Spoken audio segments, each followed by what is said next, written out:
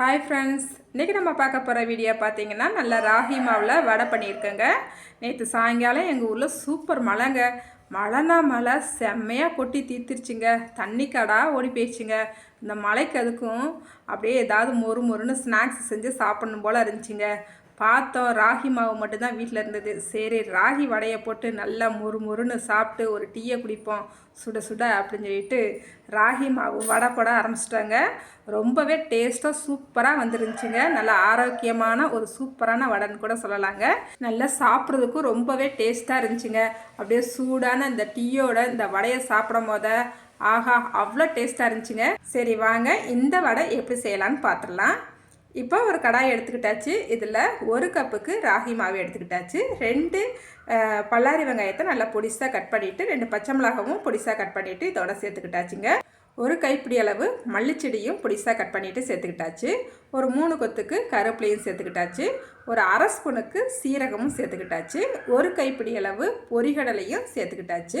அதுக்கப்புறமா இதுக்கு தேவையான அளவு உப்பு சேர்த்துக்கிட்டாச்சுங்க.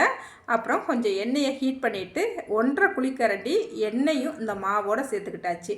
இந்த மாதிரி நம்ம இந்த வடை செய்யும் போது இந்த சூடான எண்ணெய் சேர்க்கும் போது இந்த வடை ரொம்ப கடுக்குன்னு இல்லாமல் கொஞ்சம் சாப்பிட்றதுக்கு மொறுமொறுன்னு தான் இருக்கும். ஆனால் மென்று சாப்பிட்ற அளவுக்கு நல்ல ஒரு டேஸ்ட்டாகவும் இருக்குங்க. அதனால தான் நம்ம இந்த சூடான எண்ணெய் சேர்க்குறோம். எப்பயுமே ராகி வடை செஞ்சோம்னா அதில் கொஞ்சமாக முருங்கைக்கீரை சேர்த்துக்குவோம். இன்றைக்கி மழை பெய்யறதுனால வெளியில் போய் பறிக்க முடியல கீரையை. அதனால் இன்றைக்கி மல்லிச்செடி கருவேப்பிலை மட்டும் சேர்த்துருக்குறோம். இப்போ எண்ணெயை நல்லா இந்த மாவோட எல்லா பக்கமும் படுறாப்புல நல்லா கலந்து எடுத்துக்கிட்டு கொஞ்சம் கொஞ்சமாக தண்ணி ஊற்றி இந்த மாவை கொஞ்சம் இருகலான அளவுக்கு நம்ம பிசைஞ்சுக்கிட்டோம். ரொம்ப தண்ணியாக பிசையக்கூடாதுங்க. ஓரளவுக்கு கொஞ்சம் இறுக்கமாக பிசைஞ்சுக்கிறோன்னா. ஆனால் மாவோட பதம் பார்த்திங்கன்னா இப்படி தொட்டு பார்க்கும்போது சாஃப்டாக இருக்கணும். இந்த வடை நம்ம செய்யும் போது மாவோட பதம் கரெக்டாக இருந்தால் தான் வடை கரெக்டாக வருங்க. நம்மளுக்கு சாஃப்டாக நல்லா வரும். பாருங்கள் மாவு இந்த அளவுக்கு நல்லா சாஃப்டாக இருக்கணும். இந்த மாவுக்கு ரெஸ்ட் டைம்லாம் கொடுக்க தேவையில்லை. நம்ம அப்படியே வடையாக பண்ணி எடுத்துக்கலாம். இப்போ நான் ஒரு கவர் எடுத்துருக்கேங்க. இந்த கவரில் லைட்டாக எண்ணெய் தடவி விட்டுக்கலாம். கொஞ்சமாக மாவு எடுத்துக்கலாம். இந்த மாதிரி உருண்டையாக உருட்டிட்டு இந்த கவரில் வச்சுட்டு நல்லா விரல்களால் இந்த மாதிரி நல்லா தட்டி விட்டுக்கலாங்க. நல்லா ஒன்று போல் ஓரளவுக்கு நல்லா எலசாக தட்டி விட்டுக்கலாம். இந்த ஓரங்கள்லாம் அதுக்கப்புறமா நம்ம ஷேப் பண்ணி விட்டுக்கலாங்க. இந்த ரவுண்ட் ஷேப்புக்கு வர்றாப்புல நல்லா இந்த மாதிரி பண்ணி விட்டுக்கலாம். இந்த மாதிரி பண்ணிவிட்டு நம்ம கையில் எடுக்கும் போது அடியில் இந்த கவரில் எண்ணெய் தடவி இருக்கிறதுனால நம்மளை கையில் எடுக்கிறதுக்கு ஈஸியாகவும் சட்டுன்னு வந்துடும்.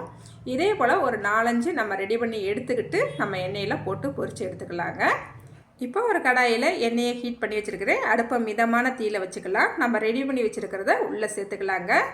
நம்ம உள்ளே சேர்த்த உடனே இதை கலந்து விட்டுறக்கூடாது. ஒரு 2-3 நிமிஷம் அப்படியே விட்டுறலாம். விட்டுட்டு கொஞ்சம் வெந்து வந்தால் பிறகு நம்ம இதை திருப்பி போட்டுக்கலாம். அதே போல் ஒவ்வொரு தடவையும் ஒரு 2 நிமிஷத்துக்கு அப்புறமா நம்ம திருப்பி போட்டு 2 சைடுமே நல்லா வேக விட்டுட்டு அதுக்கப்புறமா நம்ம இதை எடுத்துக்கலாம். இங்கே பாருங்கள், இப்போ இன்னொரு சைடுமே நம்ம 2 சைடு நல்லா திருப்பி போட்டு நல்லா வெந்து வந்துருச்சு. இப்போ நம்ம இதை எடுத்துக்கலாம். எடுக்கும் போது கொஞ்சம் எண்ணெயெல்லாம் வடிகட்டிட்டு எடுத்துக்கலாம். இந்த வடை அதிகமாக எண்ணெய் குடிக்காதுங்க. இந்த மாதிரி உங்களுக்கு ஃப்ரை பண்ணி எடுக்கிறது பிடிக்கலைன்னா நீங்கள் தோசைக்கல்லில் போட்டுட்டு நல்லா ரொட்டி கணக்கிட்டாக கூட நீங்கள் போட்டு எடுத்துக்கலாங்க. இப்போ நம்மளுக்கு சூப்பரான ராகி வடை செம்ம டேஸ்ட்டாக ரெடி ஆகிடுச்சிங்க. சுட சுட டீ ரெடியாக இருக்குது.